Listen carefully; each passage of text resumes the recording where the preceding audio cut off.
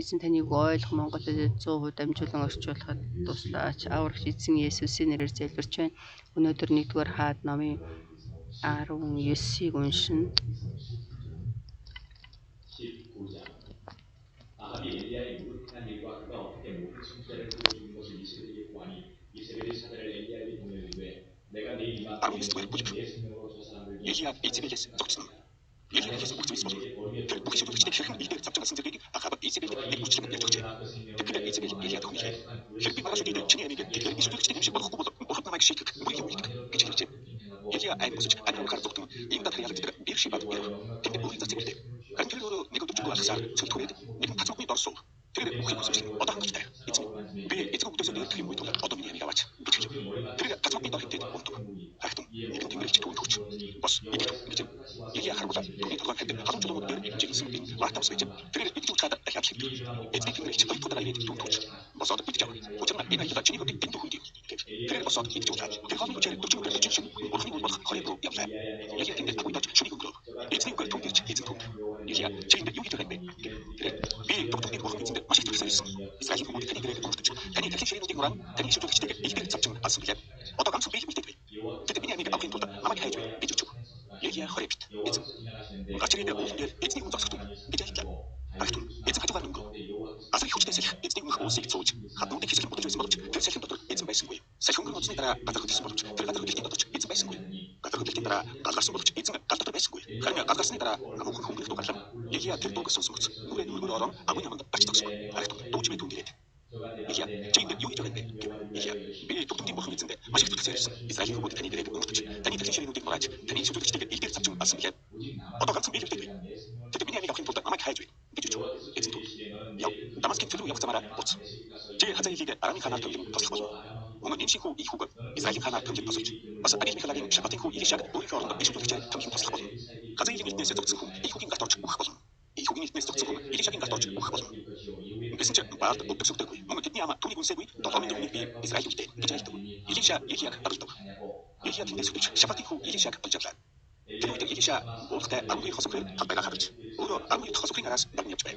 얘기야 이기 시작인 데를 돌아갔다 누구도 돈 이기샤 우후가 휘어도 이기긴 걸렸고 이 아위 지금 시체에 대니 땅에 그니 좀 쇼로게 이기야 돈 어쩌겠다 용이들을 미쳐마게 잉스미게 이찬주 그래가 이기야가 스펠링이었지 허스크리 같이 대기보다 못 이기는 일등 돌지 우리만 핵자나도 공식독신 되게 이지세 우리 따라 대를 벗었죠 이기야 땅이 없지 돈 우이치요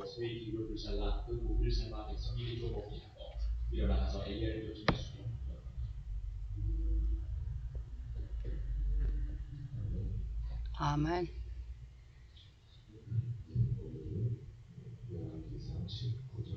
өнөөдөр 1-р хаад номын 19-ийг уншлаа.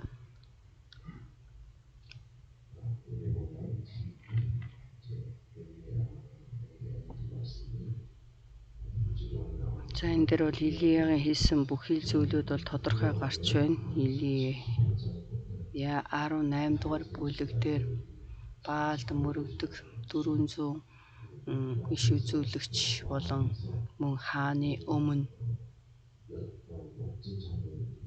болов гайхамшигтай тэмдгүүдийг хийж үйлдэлсэн. Үнэхээр Бурхны нэрийн гайхамшигтай тэр хүч чадал үнэхээр амьдарч Бурхан гэдгийг бол энд харуулсан. 18 дугаар бүлгийг харах юм бол Илиягийн дөрөх түүний тэр сүнслэг мэдрэмж үнэхээр бат зоригтой байсан. Хэр их бат зоригтой байсан бэ гэхээр түүнд бол бат итгэл бэлхам дүүрэн байж дараа нь хэдэн мянган хүний өмнө болвол тоглох хэмжээгээр та нарын Баал бурхан чи унтаж байгаа юм биш шүү. Та нар дуудаач гэж хэлсэн. За би энийг бол нэлээд сонирхолтой халах юм бол за Илия тэр хүмүүсийн хажууд хэвтээд та нар алей бурхнаа дууд гэд ингэж тэр Баалын 400 гаруй иш үзүүлэгчтэй гэж хэлсэн шүү дээ. Шоолж инээж байсан бах. Нэлээд зүрх сэтгэл нь бол өргөн байсан тэр дөрөх 19 дээр бол 19 дэх бүлэг дээр эсрэг дөрөх гарч байна. 400 гаруй тэр иш үзүүлэгчийн өмнө өрөөс хөдлөхгүй ганхгүй байсан тэр хүн гэтэл тэр Изабелд Ахаб бол Изабелд хэлэхэд Изабел бол Илияг би ална гэж хэлэхэд бол эндээс цухтааж байна шүү дээ. Тэгээд би энд одоо үхий гэсэн бодолтой Илия айн босож амиа аврахаар зугтан Юдад харьяалагдыг тэр Бэршбэд ирсэн. Тэгээд өөртний 18 дугаар бүлэг дээр гарч ирсэн 4 болон 19 дугаар бүлэг дээр гарч байгаа 4 бол маш их ялгаатай эсрэг байна. Тэгээд ганц эмэгтэйгийн хэлсэн үгнээс болж айн би л ганцаараа гэж тэгэд энэ 19 дугаар бүлгийг харах юм бол Лот болон түүний хоёр охин Содом Гоморогоос зугтан гарахад тэр охтууд бол бит хоёроос өөр эрэгтэй хүн бол байхгүй байна. За тэгээ бид нар л үлдсэн байна. Энэ ертөнц бол дэлхийн төгсгөл гэсэн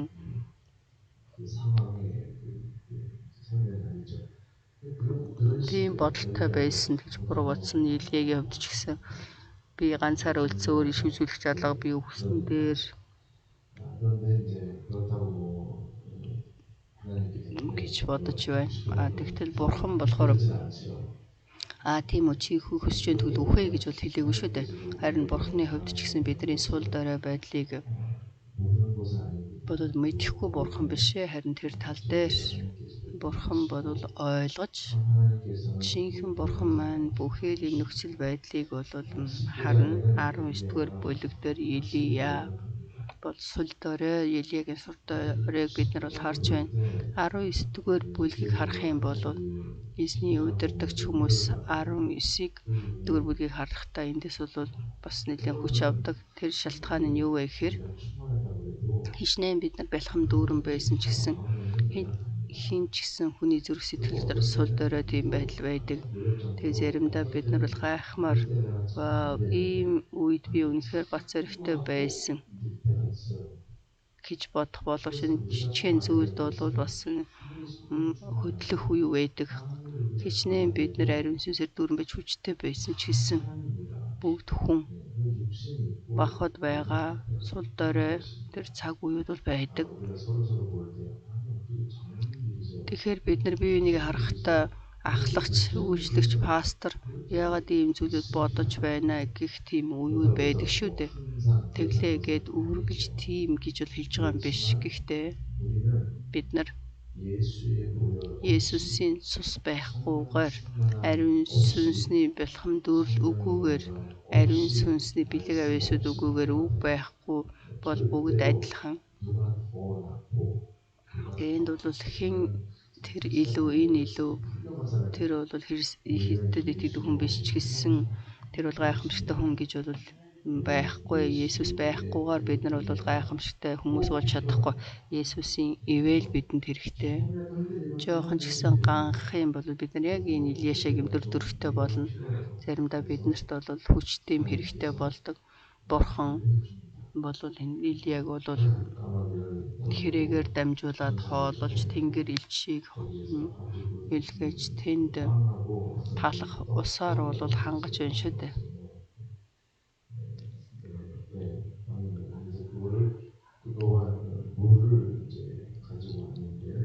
Талах усаар бол Илияг хоололж байна. За тэгээд Илия босоод энийг идэж тэр хүчээр 40 хоног явж байна. Тэр хэмжээний маш их хүч өгсөн талах байсан. Тэрийг идээд 40 хоногийн дуршид түүний зүрх сэтгэл бол Илиягийн зүрх сэтгэл тэр үед бол маш их хоосон байж байхад бурхан Илияг дуудаад чи ийм юу хийж байгаа юм бэ гэж хэлсэн. Илиягийн хувьд бол миний хувьд хэцүү байна гэж хэлж байна. Тэгэхээр удирдахч хүмүүс болвол хүний өмнө ингэж хэлж болохгүй. Энэ үгийг бол бурханы өмнө хэлье гэсэн тийм үг байдаг шүү дээ.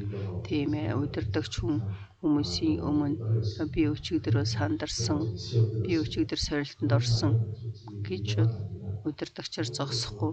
Би биендээ болвол тэгж хэлэх боломжгүй, хэлэх хэрэггүй. Бурханы өмнө бид нар бол харин Бурхны өмнө энийг бол хэлэх боломжтой. Тэгээд зүрх сэтгэл маань хэцүү байгаа тэр үеүүдэд Бурханд бол гомдлож гоншгонох биш, харин бид нэр өөрсдийнхөө зүрх сэтгэлийг илчлэх юм бол Бурхан бол энэ болгоныг хүлээн авч хэцүү асуудлуудыг Бурхан Еврей номыг харах юм бол Есүс ч гэсэн бидэн шиг махбодтой байсан. Тэрийг бол эзэн Бурхан мэднэ. Сул дорой байсныг. Тэгэхээр Бурхан маш олон зүйлүүдийг харуулж байна. За тэгэхээр энд бол нэггүй ярих боломжгүй. Бурхан бол Илиад хүчийг өгч өөрийнхөө дууг сонсгож байна. Тэгээ Бурханы ажлуудыг яавал үнэхээр хийх үү? Илия бол бүрэн цэнэглэгдсэний дараа түүнийг идүүлж амрааж тэгээд энэ аялал бол чиний хувьд хүндээ гэж хэлсэн. Тэгээд жоохон амраа идээ унтаа гэж хэлээс үлд нь бол Израилийн хаан Ахав маш муу байсан учраас өөр хааныг бол босгож байна, томилж байна. Тэгээд энэ ажлуудыг бол өөр хаануудыг бол босгож томилсон. Хазаэлийг болон Ихүү болон Илишаг бол ажилдаар томилж байна.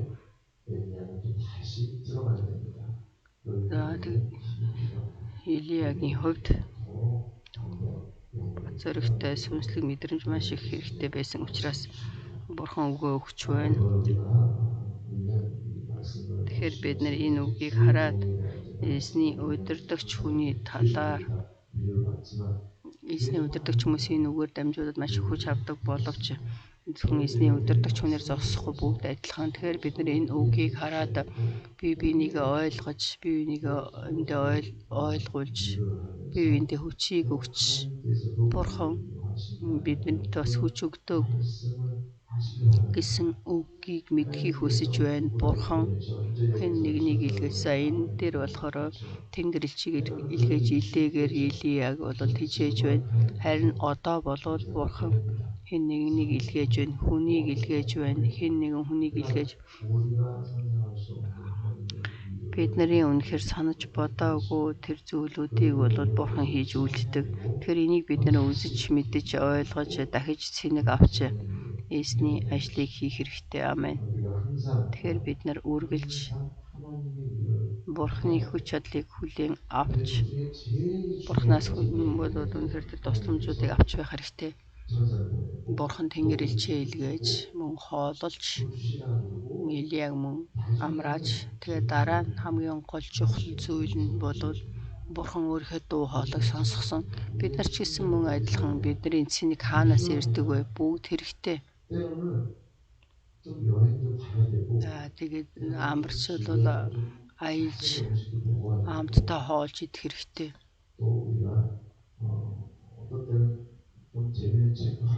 За тэгээд заримдаа сонирхолтой номж унших хэрэгтэй.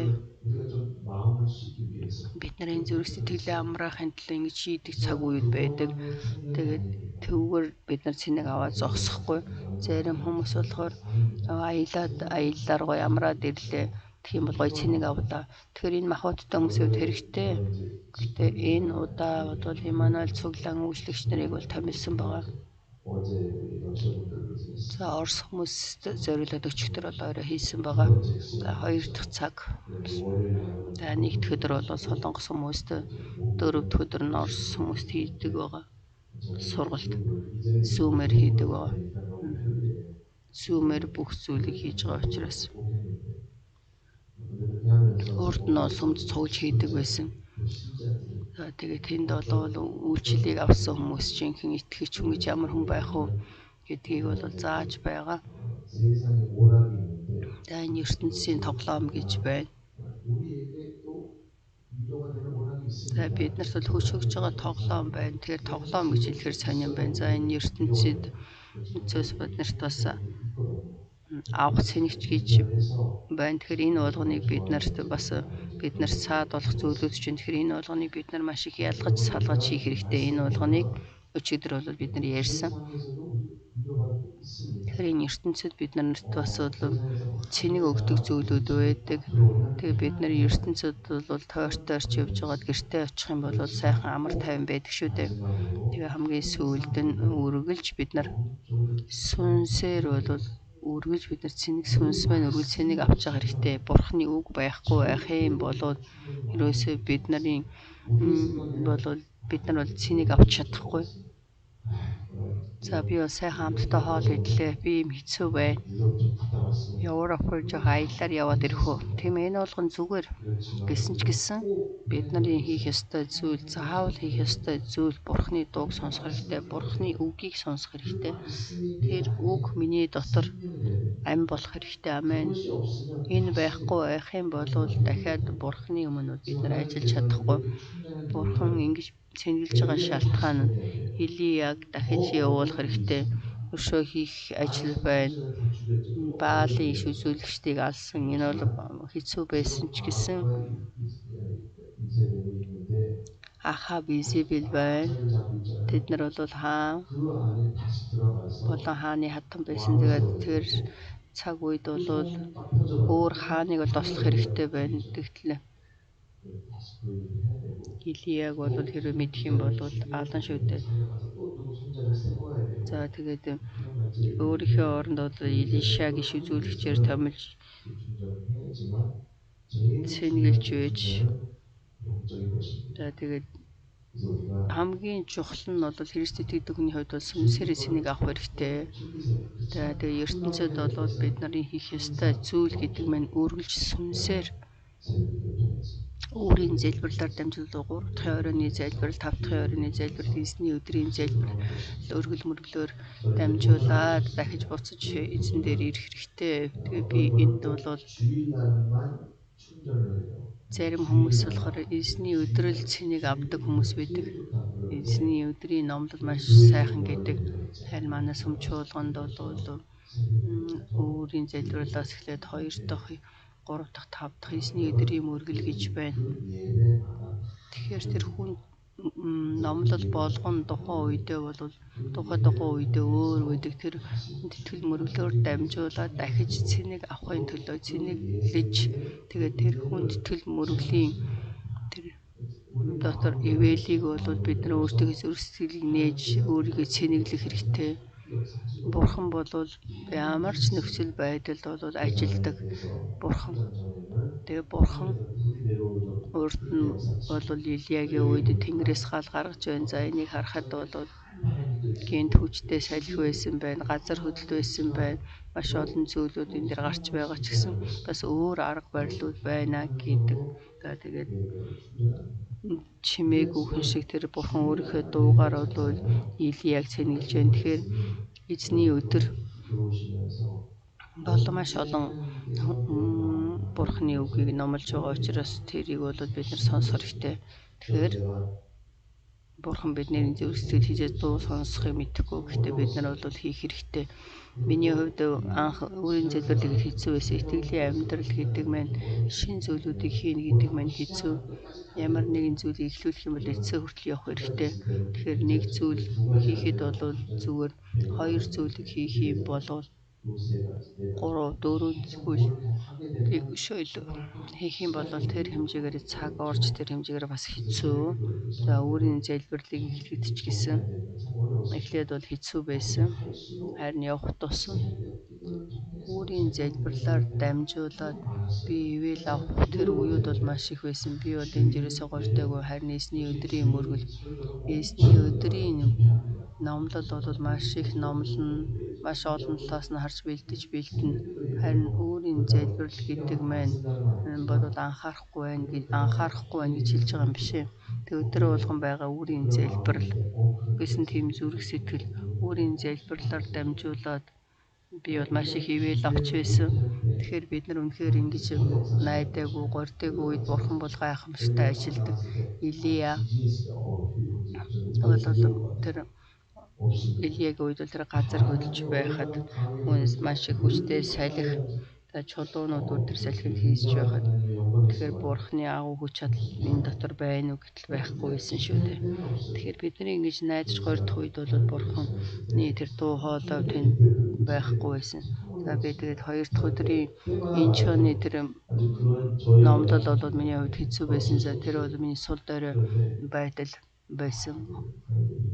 Харин 2 дахь өдрийн тэр энэ чоны мөрөглөөр дамжуулаад Бурхан бол гайхамшигтай ажилдаг. За 3 дахь өдөр биний ярьж чадаагүй зүйлүүдийг би бол 2 дахь өдрийн энэ чоны хүндэтгэл мөрөглөөр дамжуулан ярьдаг байгаа. Тэгээ Бурханы үнэхээр тэр ажлууд маш их хүчтэй хийгдэж байна гэдгийг бол би миний бодоогүй үед маш их ядарсан үед явж машин үнэхээр маш их төвчөрч тэгээд арай гэж очиод тэгээ хурдан номлоо дуусгахыг гэсэн тийм зүрх сэтгэл байсан тэр үед бол гэмш хэмжээний Бурхан бол гайхамшигтай ажилдаг. Би өөрийн залбирал хийхдээ ч гэсэн талант байна. Гитар яагаад зохиогүй. За тэгээ гитар зохиж тэгээд энэ гитар дарснараа ивэлийг авсан. Тэгэхээр бидний бодлоос өөр Бурхан бол гайхамшигтайгаар ажилдаг. Тийм болохоор бид нар зүрх сэтгэлээ нийлж би өөрийн залбирал хий, 3 дахь оройн хүндэтгэл мөргөл, 5 дахь оройн хүндэтгэл мөргөл хий. Зарим хүмүүс бол 5 дахь өдрийн орой бол ерөөсөө хүндэтгэл мөргөл орж ирдэггүй. Би завгүй ах чи юуны чинь 5 дахь юм хүндэтгэл мөргөл вэ оройны. 5 дахь оройны хүндэтгэл мөргөлийг би бол бас нэлээд сольж хийж байна. Энд бол Бурханы хүсэл гэж байна. Энийг бол бид нар зүрх сэтгэлээ нээх хэрэгтэй. Тэгээ Бурханы ажиллаж байгаа энэ ажлуудыг үзэж мэдэх хэрэгтэй.